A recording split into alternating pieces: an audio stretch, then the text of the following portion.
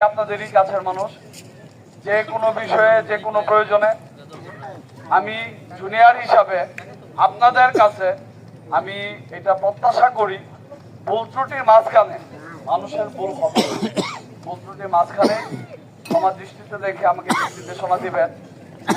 এখানে সময় স্বল্পতার কারণে আমি অল্প কিছু কথাই বলবো।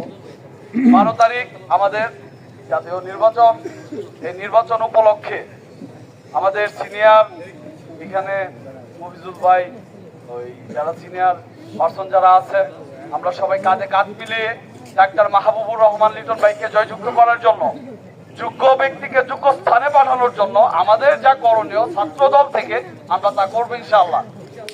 এবং কি আপনাদের দিক নির্দেশনায় আমরা কাজ করব, যাতে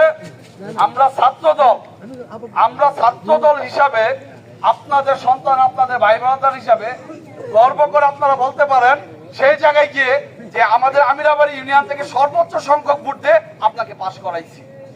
এটার জন্য আমরা আছি, আমরা আপনাদের পাশে আছি। যে কোনো কার্যক্রমের ক্ষেত্রে আমাদেরকে বলবেন, আমরা সবসময় সব দিক দিয়ে আমরা পাশে থাকবো।